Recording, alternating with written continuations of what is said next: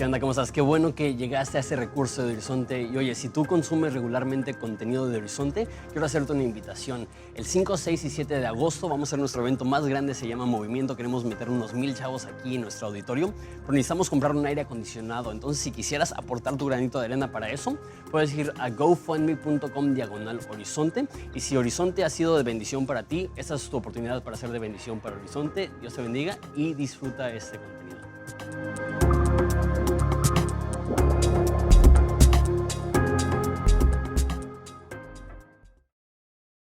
Igual que la semana pasada, tenemos solamente hoy 6 versículos que vamos a considerar juntos. Entonces los voy a leer rápidamente y después oramos y consideramos este pasaje que espero que Romanos esté siendo de bendición a tu vida. Esos son conceptos que a mí han absolutamente transformado mi modo de ver todo, de ver a Dios, de ver la vida, de ver la iglesia, de verme a mí mismo, y espero que esto pueda ir transformando tu mente y tu corazón. Este pasaje es igual de hermoso como los que hemos estado viendo, y mi oración es que podamos abrir nuestras mentes y corazones para recibir todo lo que Dios tiene para nosotros. Pero dice así, Romanos 5, 6, si tienes su Biblia, acompáñame si no está en pantalla. Dice: porque Cristo, cuando aún éramos débiles, a su tiempo murió por los impíos. Ciertamente apenas morirá alguno por un justo, con todo pudiera ser que alguno osara o se atreviera a morir por el bueno. Mas Dios muestra su amor para con nosotros, en que siendo aún pecadores, Cristo murió por nosotros. Pues mucho más, estando ya justificados en su sangre, por él seremos salvos de la ira. Porque siendo enemigos fuimos reconciliados con Dios por la muerte de su Hijo. Mucho más, estando reconciliados, seremos salvos por su vida. Y no solo esto, sino que también nos gloriamos en Dios por el Señor nuestro Jesucristo, por quien hemos recibido ahora la reconciliación. Oramos. Padre, te damos tantas gracias por este pasaje, por estos conceptos que vamos a manejar, por el ser recordados de tu inmenso e infinito amor por cada uno de nosotros. Y necesitamos ser recordados porque nuestra tendencia humana, nuestra tendencia es dudar de ti, es dudar de tu amor, y necesitamos recordar que tú nos amas un amor incondicional, perfecto y eterno. Te pedimos que recuerdes esto, que nos recuerdes esto, que abras nuestro corazón para recibir esto en el nombre de Jesús. Amén. Muy bien. No sé si alguna vez has tenido una relación en la cual no tenías mucha confianza, hablando específicamente de una relación romántica, en la cual querías tener confianza, querías que no hubiera esta incertidumbre en tu relación, pero tenías una relación sin confianza, donde cada vez que había algo que no te parecía, había desconfianza y duda y cinicismo, y cualquier cosa que él hacía o que ella hacía, ya había un pleito. ¿Por qué le diste like a esa foto? Por ejemplo, no sé si les ha pasado. ¿Por qué le estás hablando a esa persona? ¿Por qué tienes una llamada perdida de tal persona? Y simplemente hay una desconfianza terrible, porque creemos que en cualquier momento nos van a abandonar, en cualquier momento no nos van a amar. Entonces eso produce en nuestros corazones un temor terrible que nos lleva a vivir con incertidumbre. Y cualquier cosita las malinterpretamos, cualquier cosita nos hace dudar de que si realmente o no nos ama. Ahora, entiendo que sí hay relaciones que ameritan esa desconfianza porque no ha sido una relación muy digna de confianza.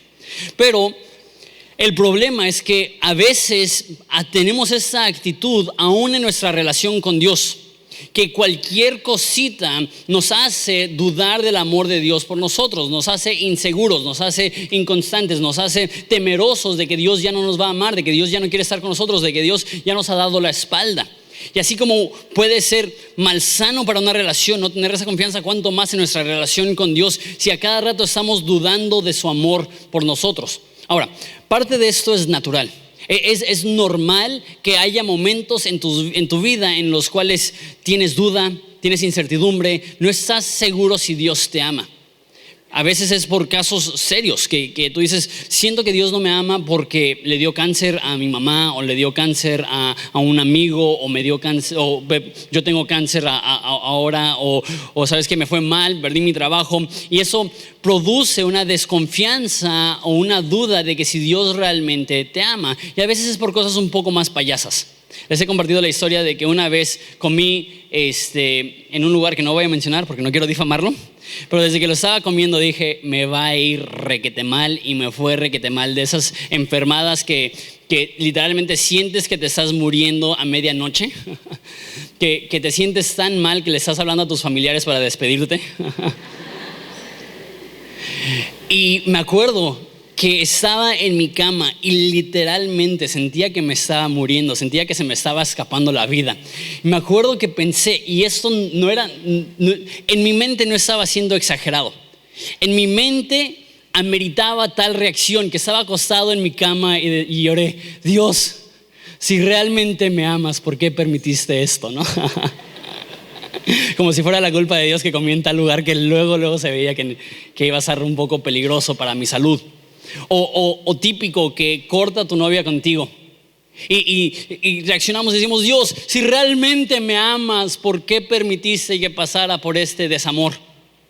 Y no estoy minimizando que enfermarte puede ser muy difícil, no estoy minimizando que pasar por un desamor puede ser muy difícil, pero lo que sí estoy diciendo es que así como parejas a veces dudan del amor que tienen el uno por el otro, nosotros en ocasiones dudamos del amor que Dios tiene por nosotros, y no es correcto, no es bueno, pero pasa. Aún la persona más firme en su relación con Dios pasa por etapas en su vida donde tiene esa duda, ¿realmente me ama Dios?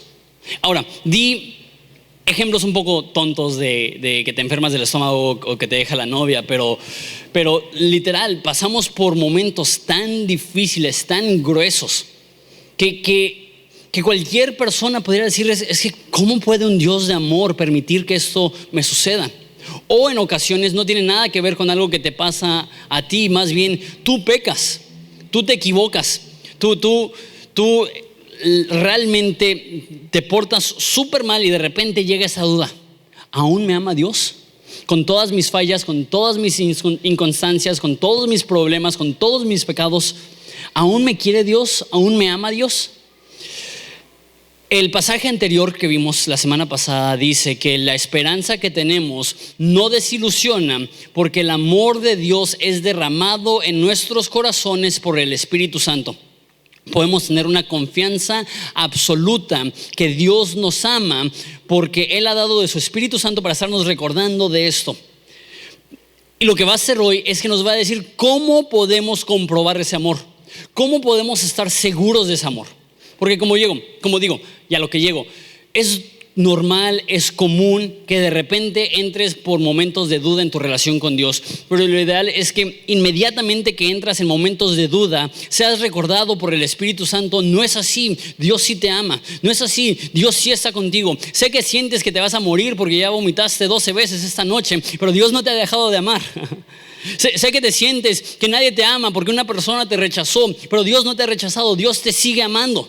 Sé que te sientes que no va a haber salida y que te sientes mal y que están enfermos las personas que tú amas, pero Dios sigue contigo y Dios promete que es un Dios de todo consuelo. Que los momentos de duda sean apagados inmediatamente porque estamos convencidos del amor de Dios. Eso es lo que vamos a ver hoy. ¿Cómo podemos estar convencidos que Dios nos ama? Vemos en versículo 6 del capítulo 5 cómo empieza. Dice, porque Cristo, cuando éramos aún débiles, a su tiempo murió por los impíos. Siempre que ves un porqué en la Biblia, te está explicando lo que dijo anteriormente. Dijo que el amor de Dios es derramado por el Espíritu Santo en nuestros corazones. ¿Por qué? ¿Cómo? Dice, es derramado en nuestros corazones el amor de Dios porque cuando éramos débiles, a su momento, Cristo murió por los impíos. Lo que está diciendo aquí es, podemos estar seguros de que Dios nos ama porque en nuestro momento de mayor debilidad es el momento en el cual Dios nos eligió. El momento más débil en nuestras vidas es el momento en el cual Dios decidió morir por nosotros. Déjalo digo de esta forma. Dios no se esperó a que tú estuvieras bien portado, a que tú fueras una buena persona, a que tú tuvieras más fuerza de voluntad antes de que muriera por ti. Él murió por ti cuando tú estabas en tu momento más débil. O sea, que el amor de Dios no depende de tu fuerza personal. El amor de Dios no depende de qué tan bueno eres para resistir en las tentaciones y en los momentos difíciles. Porque si dependiera de nuestra habilidad de ser fuertes, el amor de Dios sería súper fluctuante, porque tú y yo somos súper fluctuantes. Tenemos días muy buenos, tenemos días muy malos, pero no.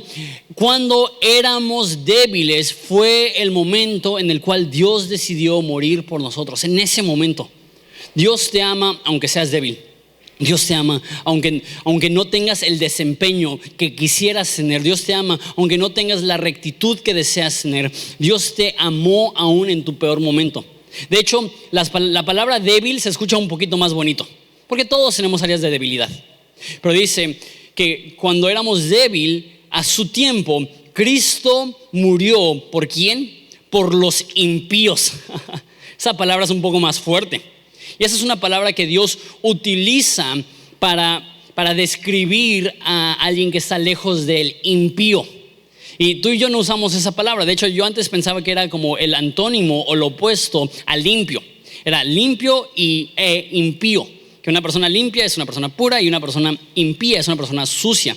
Pero es mucho más específico que eso. No solamente es una persona sucia, algo así. Una persona impía es aquel que no toma en consideración a Dios. ¿Conoces a alguien así? Pues déjate digo la neta. Si ves a tu alrededor, todos nosotros fuimos impíos. Porque en algún momento de nuestras vidas, cuando Dios merecía la atención, no le dimos la atención. Es lo que dice en el primer capítulo de Romanos, que Él, siendo Dios, no fue honrado ni glorificado como Dios, ni le dimos gracias. O sea, cada uno de nosotros en algún momento ignoramos a Dios, pasamos por alto a Dios, y eso es impío. ¿Y por quién murió Jesús? Por los impíos. Déjalo de esa forma y espero que esto llene tu corazón de esperanza. La palabra impío es no tener en consideración a Dios. Cuando tú no estabas considerando a Dios, fue en ese momento que Dios decidió mandar a su hijo a morir por ti. No fue en tu mejor día, fue en tu peor día. No fue cuando tenías el mejor desempeño, fue cuando tuviste el peor desempeño. No fue en tu momento de fortaleza interna, fue en tu momento de mayor debilidad. Dios te amó cuando estabas en lo más bajo. Eso es lo que dice David, que me tomaste del polvo, del hueco. Dice la Biblia que lo vil y lo menospreciado es aquello que Dios ha escogido. Y eso debe de darte gran consolación. Saber que si Dios te eligió en tu peor momento, cuánto más te ama y te elige ahora que estás caminando junto a Él. Si Dios te amó en tu momento más débil, cuando estabas lejos de Dios sin considerar a Dios, cuánto más ahora que Él te considera su hijo.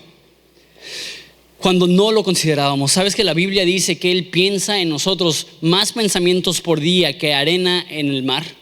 ¿Cuánta arena hay en el mar? No, pues esa es una pregunta que jamás se puede contestar. Si nada más tocas la arena con tu dedo y intentas contar los granitos de arena en tu dedo y te rindes. Dios dice, así como hay arena en la costa, así mi mente está llena de pensamientos para ti. Dios no deja de pensar en ti. Y es loco pensar que cuando tú no le dedicabas ni un momento de tu día en pensar en Dios, Dios no podía dejar de pensar en ti. Cuando tú no considerabas a Dios, Dios no dejaba de considerarte a ti.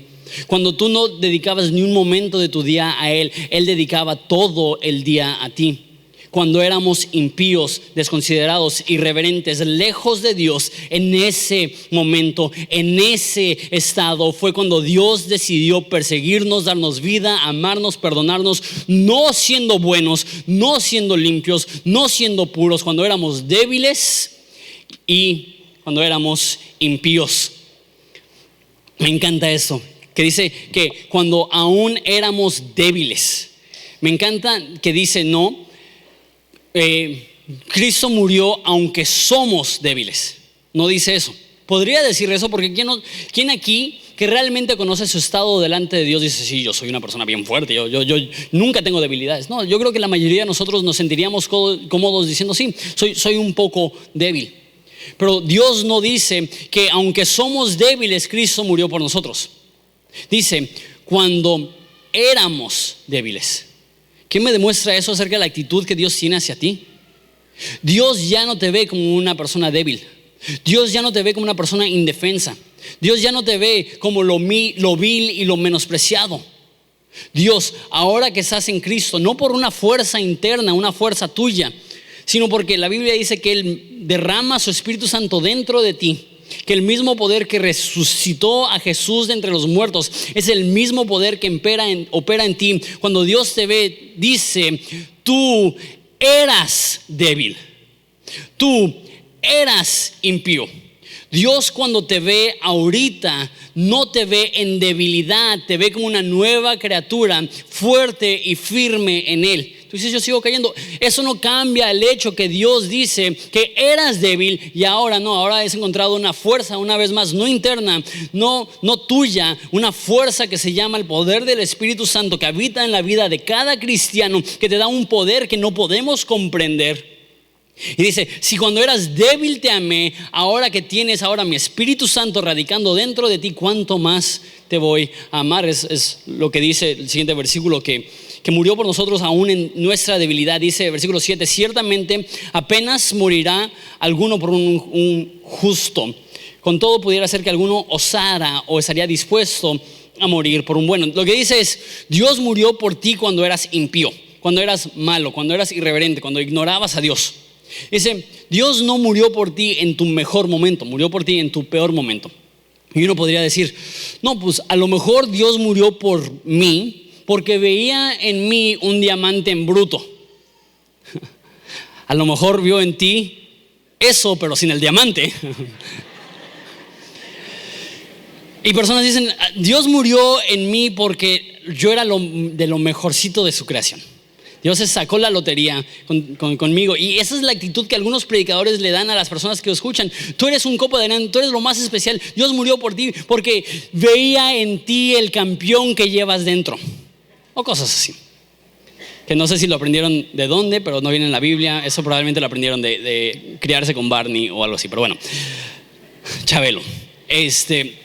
La Biblia no enseña que Dios nos escogió porque vio algo hermoso en nosotros. Él sí sabía que teníamos un potencial divino, no propio, pero Él sabía que Él puede tomar del polvo y levantarlo y poner en Él algo especial, algo que pueda cambiar el mundo, algo que pueda hacer una diferencia. Pero no te escogió por ser diamante en bruto, por tu potencial. La Biblia dice que si fuéramos buenos, a lo mejor alguien moriría por nosotros. Y eso se ve. Hay personas tan amadas que muchos estarían dispuestos a morir por ellos. Presidentes o aún celebridades, que personas dirían sin pensarlo: si le tiran un balazo, yo me aviento enfrente de la bala. Hay personas que tienen tanto estima por alguien que estarían dispuestos a hacerlo. A lo mejor alguien moriría por una buena persona. Pero, mira el siguiente versículo: mas Dios muestra su amor para con nosotros en que, siendo aún pecadores, Cristo murió por nosotros. No es que había algo en nosotros que le atrajo y dijo: sí, necesito morir por Él porque me voy a sacar la lotería con Él. No, cuando éramos pecadores, cuando estábamos lejos, muertos, la Biblia dice, nuestros delitos y pecados, en ese momento Dios eligió: lo quiero. Si Dios te eligió en tu peor momento, si Dios te amó en tu peor momento, si Dios murió por ti en tu peor momento, ¿cuánto más ahora que eres su hijo? Déjaos un ejemplo, a lo mejor un poco tonto. ¿Hay alguien aquí que tiene a alguien que les cae súper gordo? No levantes la mano, porque a lo mejor vino contigo a la iglesia. Pero a lo mejor hay alguien que tú dices: ¿sabes qué? Esa persona no la aguanto, no la tolero, no puedo con esa persona. Espero que no, pero es muy probable que haya alguien así en tu vida. ¿Te ha pasado que una persona que te caía gordo de repente se convierte en un amigo muy íntimo o una amiga muy íntima? Que años después estás hablando con ella o con él y ¿sabes qué? Cuando te conocí me caíste gordo. Y la otra persona así como que: gracias. Que pasa esa transición extraña de que no te soporto a somos los mejores amigos. Vamos a decir que hay alguien que no soportas, pero simplemente por consideración, por buena persona, tratas bien a alguien que te cae gordo. Eso es madurez, eso es sabiduría, tratar bien a alguien aunque no te caiga bien. Pero si estás dispuesto a tratar bien a alguien cuando te cae gordo, ¿cuánto más ahora que es tu amigo? ¿Cuánto más ahora que hay esta relación recíproca, se dice así, donde los dos se están amando, donde los dos se están cuidando, donde los dos tienen este afecto mutuo? ¿Cuánto más va a haber cariño? ¿Cuánto más va a haber comprensión? ¿Cuánto más va a haber amor? Cuando nosotros éramos pecadores, Cristo murió por nosotros. Cuando no había esta unión a través de la sangre de Jesús, cuando Dios te veía y lo único que veía era pecado y maldad, en ese momento Dios dijo: yo quiero estar con Él. Cuánto más ahora que nos ve como limpios, sin mancha, perfectos por su sangre. Cuánto más ahora nos trata con cariño, amor y con este afecto. Me encanta que dice: mas Dios siente amor por nosotros. ¿Es lo que dice? Dice: mas Dios muestra amor para con nosotros. No solamente que Dios siente amor por ti, sino que ese amor le llevó a la acción, y la acción más amorosa en la historia de la humanidad: morir en la cruz, el inocente por los malvados, el que no tenía pecado por los pecadores, Dios por el hombre. Esto es el acto más amoroso en la historia del mundo. Si algún momento llegas a dudar del amor de Dios por ti, lo único que tienes que hacer es voltear a la cruz. Si algún momento llegas a dudar del amor de Dios por ti, lo único que tienes que considerar es que su sangre fue derramada porque Él te amó tanto que Él quería pasar una eternidad contigo. Como dije, cuando tú no lo considerabas ni un segundo, Él te consideraba como un candidato perfecto para ser parte de su familia. Si llegas a dudar del amor de Dios en ese momento, en esa debilidad, en esa fragilidad de tu corazón, tienes que recordar: Dios me ama. ¿Por qué? Aunque sea difícil mi situación, aunque sea áspera la situación en mi vida, necesito saber: Él me ama. ¿Por qué? Porque Él dio su vida por mí en la cruz.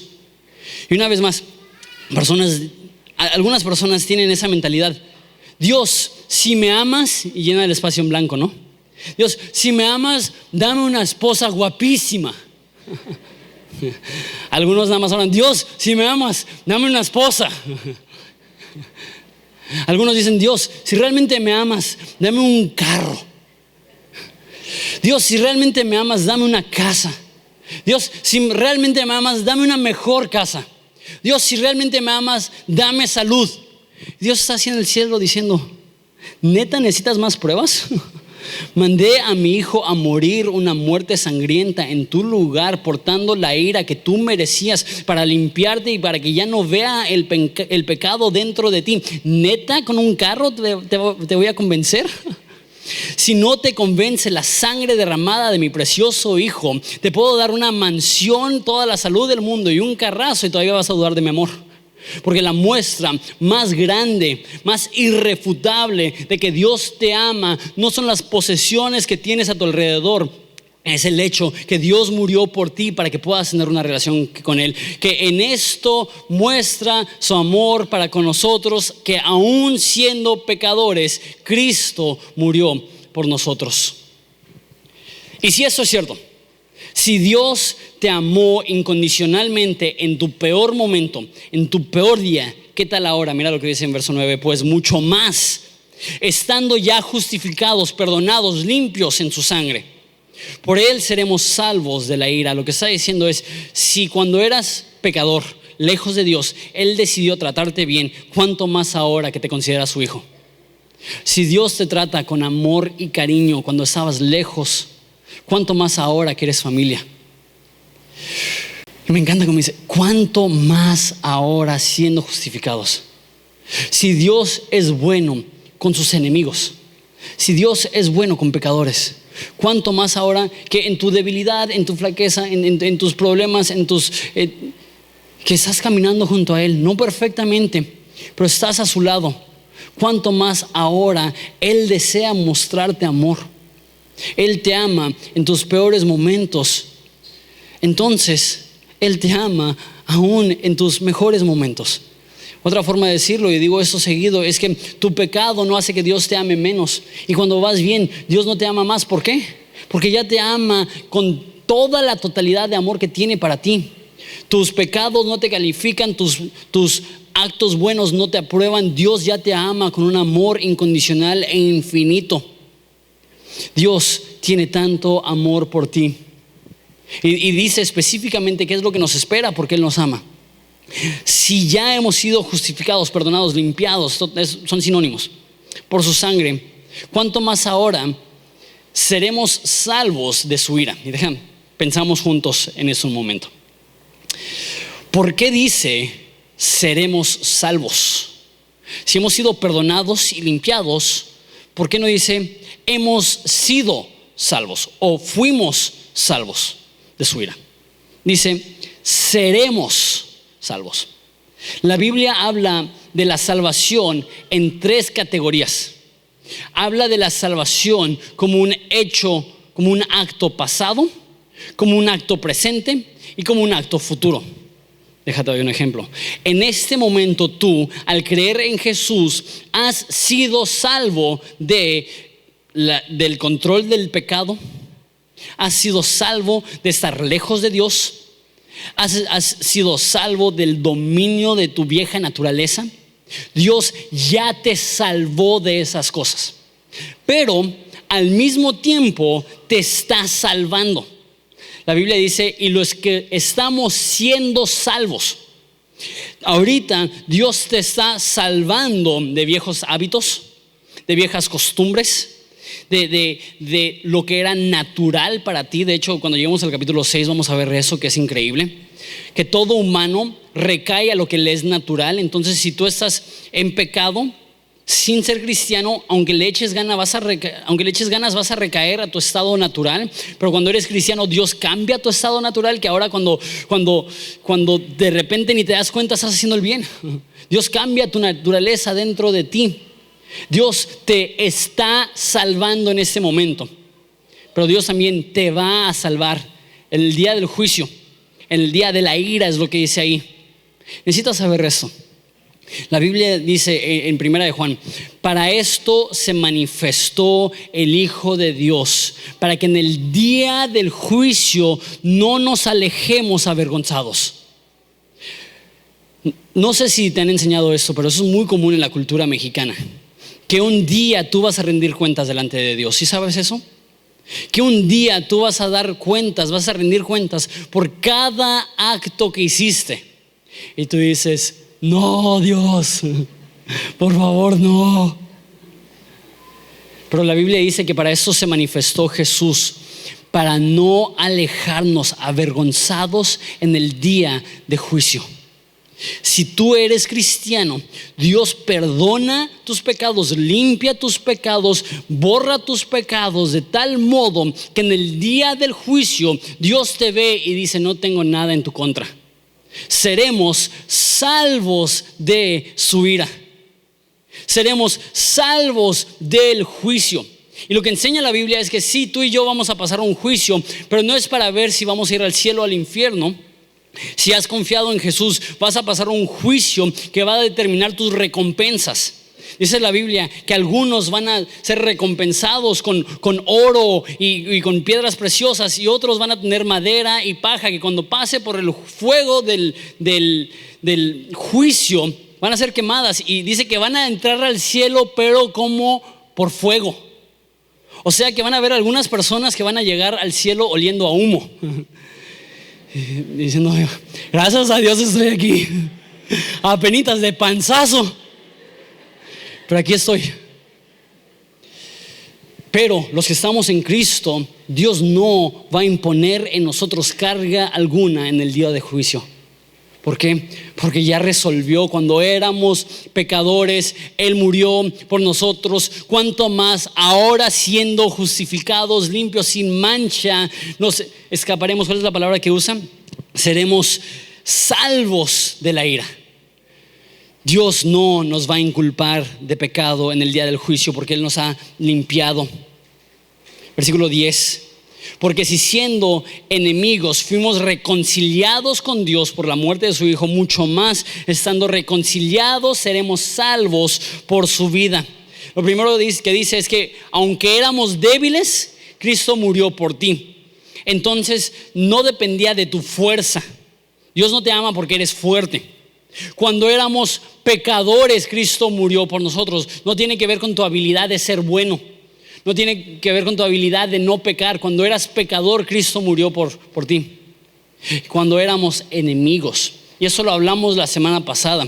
Que nuestras mentes no piensan en ese aspecto. Que creemos que el enemigo de Dios es Satanás. Y que nosotros estamos neutrales y que Satanás y Dios están peleando por nosotros. Pero la realidad es que antes de Cristo éramos enemigos de Dios. ¿Por qué? Porque cada pecado es un acto de traición, cada pecado es un acto de rebelión. Entonces éramos enemigos de Dios y aún en ese estado, lejos de Dios, enemigos de Dios, en ese estado Jesús murió por ti. Como digo, Jesús no murió por ti en tu mejor día, murió por ti en tu peor día. No murió por ti cuando ibas súper bien, murió por ti cuando ibas súper mal. Y debemos estar convencidos de su amor, porque decimos, si en mi peor momento me amó, si en mi peor momento me buscó, si en mi peor momento no podía dejar de pensar en mí, si en mi peor momento Él decidió escogerme y morir en mi lugar, ¿cuánto más ahora que he sido reconciliado? Y esa palabra reconciliado es súper importante. ¿Se acuerdan la semana pasada que hablamos que ahora tenemos paz con Dios? Que significa paz, literalmente unir dos cosas. Que podemos ser unidos con Dios, que ya el pecado ha sido removido, el obstáculo que teníamos que no nos permitía tener armonía con Dios ha sido removida a través de la sangre de Jesús y ahora podemos tener unión y comunión con Dios. Cristo en nosotros, esperanza de gloria, y nosotros estamos en Cristo, es lo que dice la Biblia, las dos cosas, nosotros en Él, Él en nosotros, comunión perfecta. Reconciliación es más específica aún que paz, aún que la palabra paz. Reconciliación quiere decir volver a juntar, recuperar algo que se había perdido. Que la humanidad tenía comunión con Dios, tenía armonía con Dios en el Edén, con Adán. Y desde que peca Adán, ¿qué es lo que pasa? Separación. Se fractura esa relación y en vez de tener comunión y convivencia, hay enemistad, hay pecado, hay separación. Pero dice que ahora hemos sido reconciliados. Que Jesús vino para morir en la cruz, para recuperar lo que se perdió en el Edén. Que Jesús al morir en la cruz lo hizo porque quería retomar aquella relación que tenía con Adán ahora con nosotros. De hecho, hablaremos más de esto la semana que viene, que dice que el primer Adán nos separó de Dios y nos trajo muerte. Y que Jesús fue como un segundo Adán. El primer Adán de Génesis trajo muerte y el segundo Adán, Jesús, vino a recuperar aquello que había perdido el primer Adán: vida eterna, armonía con Dios, reconciliación. Y con eso termino. Y para entender eso necesito que me ayudes a pensar conmigo. Eso es un concepto un poco más elaborado. Dios, aunque eras enemigo, aunque te había separado, aunque toda la humanidad había seguido el ejemplo de nuestro padre Adán y había pecado y se había separado de Dios, Él deseaba reconciliación, recuperar lo que había perdido en el Edén. ¿Por qué? Y esto me lleva a esta pregunta, que por eso les digo que tenemos que pensar un poco, porque es una pregunta un poco profunda. La pregunta es, ¿por qué Dios permitió que Adán peque? ¿Por qué Dios permitió que tú y yo pequemos? Si Dios tanto quería armonía, ¿por qué no nos creó incapaces de pecar, incapaces de ofenderlo? Y algunas personas dirán, no, pues porque Dios quería darnos libre albedrío, que lo podamos escoger a Él. Pero yo creo que es mucho más que eso. Yo creo que la razón que Dios permite que pequemos, que seamos débiles, que seamos pecadores, que seamos enemigos de Dios, es porque Él entiende que el acto de reconciliación es más hermoso que la inocencia. Eso lo he dicho antes, pero es bien importante. La reconciliación es más hermosa que la inocencia.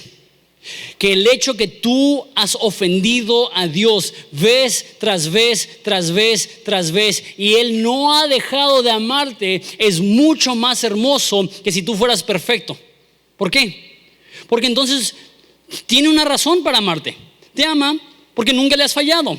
Te ama porque eres perfecto. Te ama porque nunca la regaste. Pero cuando pecas y pecas y pecas y pecas y nuestra vida es marcada por pecado, dice Spurgeon que ni la mente más brillante puede contar los pecados de un día. Pecamos y pecamos y pecamos. ¿Y cuál es la postura de Dios? Sigue amando y sigue amando y sigue amando y sigue amando. ¿Y sabes qué es lo que va a pasar un día? Cuando Él regrese por su iglesia, se va a topar ahora, dice la Biblia, una iglesia sin mancha, ni arruga, ni pecado, ni problema. En vez de tener solamente inocencia, nunca pecamos, tenemos reconciliación, que es, le dimos la espalda y nos recuperó. Lo abandonamos y Él fue paciente y Él nos esperó y Él estuvo ahí, y el momento que regresamos a Él tenemos esta armonía, esta reconciliación. Un ejemplo súper fácil para que puedas entender eso. La reconciliación es mejor que la inocencia. Me encanta ver parejas que tienen 50 años de casados, que han pasado un sinfín de dificultades, que siguen juntos. Y la contraparte de eso es que es muy chistoso ver a personas cuando empiezan una relación romántica, que están así babeando,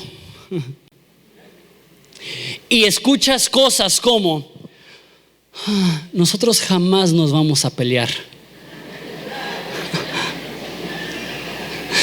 Yo siempre que escucho eso digo: ay, pobrecito. Si nosotros vamos a tener un matrimonio perfecto porque tenemos 6 meses juntos y ningún desacuerdo. Y digo: espérate. Y no estoy siendo cínico, no estoy diciendo que el amor que sienten no es real. Y no estoy diciendo que no es bonito esa primera etapa de enamoramiento, que absolutamente todo lo que hace la persona que te gusta te atrae. No estoy diciendo que eso es malo, eso es bonito. Pero ¿sabes qué? Ese amor no es tan grande como el amor que ha visto lo peor de alguien y aún así lo ama. El amor de los primeros meses de enamoramiento es un amor muy bonito, pero es un amor inferior.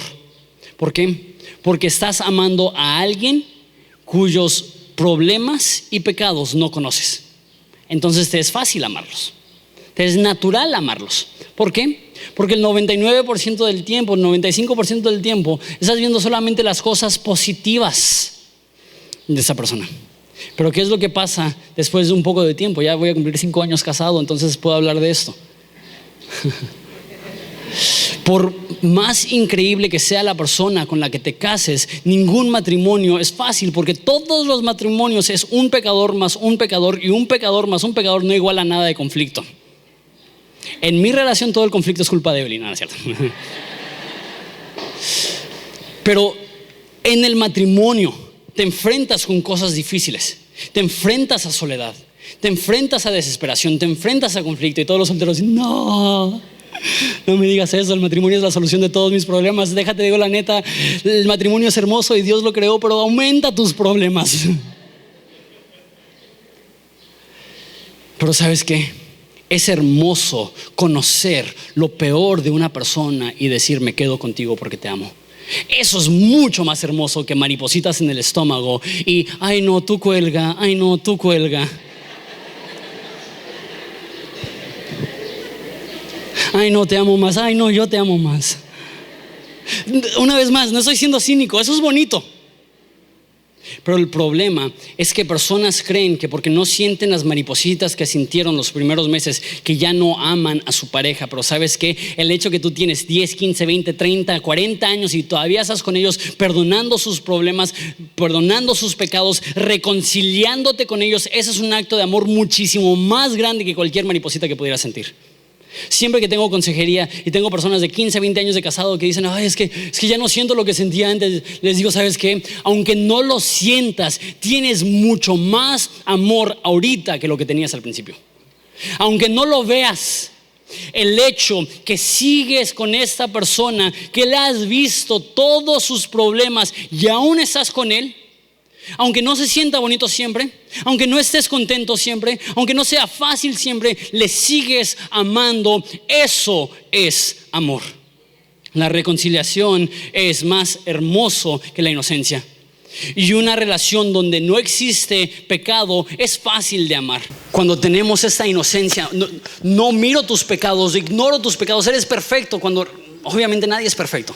Eso es un amor menor a decir: conozco lo peor de ti y me voy a quedar. Conozco lo peor de ti y así te voy a amar. y un amor que es constante en los momentos de debilidad. Es un amor que explota en momentos de armonía.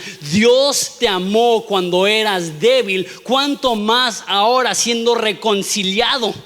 Y tú sabes, cuando estás casado, tú sabes lo hermoso que es la reconciliación. Tú sabes lo hermoso que es llegar a perdonar. Si sabes que lo que hiciste está mal, me lastimó, me ofendió, pero te voy a perdonar y vamos a seguir adelante. ¿Sabes qué? Lo que tú haces lastima y ofende a Dios, pero en ese momento de debilidad, de pecado, de enemistad, en ese momento Él decidió hacer el acto de amor más profundo en la historia del universo.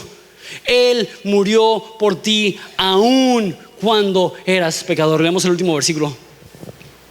Versículo 11 dice: y no solo esto, sino que también nos gloriamos por el Señor nuestro Jesucristo, por quien hemos recibido ahora la reconciliación.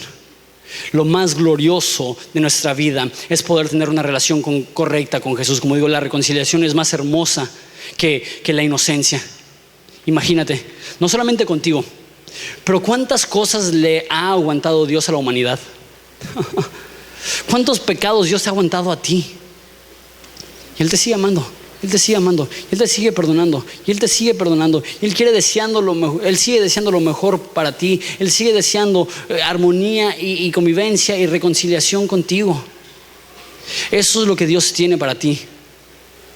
Y nos gloriamos en esto.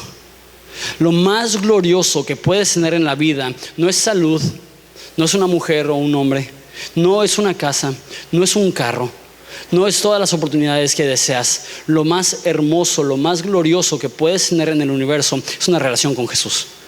Lo más hermoso que puedes tener, lo que define tu existir, no son tus logros personales, es que tienes un Dios que aún en tu debilidad te amó y te eligió.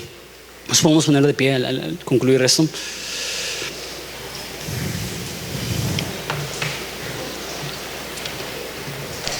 La realidad para el cristiano es sencilla. Podemos estar convencidos del amor de Dios. ¿Por qué?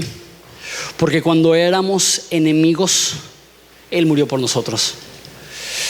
¿Qué tiene eso que ver con el Espíritu Santo? ¿Se acuerdan que les dije que eso es una explicación de lo que dice en el versículo anterior? Que aún siendo que la esperanza no desilusiona porque ha sido derramada en nuestros corazones por el Espíritu Santo. Y después la explicación de eso es que Cristo murió por nosotros. La función del Espíritu Santo en la vida del cristiano es recordarnos que Dios nos ama. Es recordarnos de la muerte de Jesús. Es recordarnos que el obstáculo más grande para poder amarte era el pecado, y que Él superó ese obstáculo a través de su humillación, a través de su crucifixión, a través de su muerte. Y nuestra oración referente al Espíritu Santo es: recuérdanos aquella muerte, recuérdanos aquella cruz, recuérdanos aquel amor. Muchas veces pensamos del Espíritu Santo como esta fuerza que te va a hacer hablar en lenguas o te va a hacer hacer cosas fuera de tu voluntad. Y sí creemos en el don de lenguas, sí creemos en dones de profecía, y sí creemos en todos los dones del Espíritu Santo. Pero eso no es la obra primordial del Espíritu Santo. La obra primordial del Espíritu Santo no son los dones que te da espirituales. La obra primordial del Espíritu Santo es recordarte de la cruz de Jesús y recordarte del infinito amor que Dios tiene por ti. Esa debe ser nuestra relación con el Espíritu Santo. Espíritu Santo, recuérdanos aquella cruz. Espíritu Santo, recuérdanos aquel amor. Espíritu Santo, recuérdanos que ni nuestro pecado fue lo suficientemente grande para que Dios no nos perdonara. Recuérdanos que ahora hemos sido reconciliados. Ya nos ha perdonado, hemos recuperado en Jesús lo que perdió Adán. Ahora podemos tener esa armonía con Dios. Ora conmigo. Padre, te doy gracias por tu muerte, por tu amor, por tu cruz, por tu perdón, por la reconciliación, porque tú nos ves limpios, tú nos perdonas, tú nos limpias. Padre, te amamos, te anhelamos, te deseamos y te damos gracias que si te tenemos a ti, tenemos absolutamente todo. En nombre de Jesús. Hola, mi nombre es José Michel, soy uno de los pastores aquí en Horizonte Ensenada, encargado del Ministerio de Producción. Si este ministerio ha sido de bendición para tu vida, nos gustaría que nos mandaras tu historia. Escríbenos a horizonteensenada@gmail.com. También, si quieres bendecir económicamente nuestro ministerio, puedes ir a horizonteensenada.org/dar. Solo te pedimos que lo que des no interfiera con lo que hace tu iglesia. Gracias.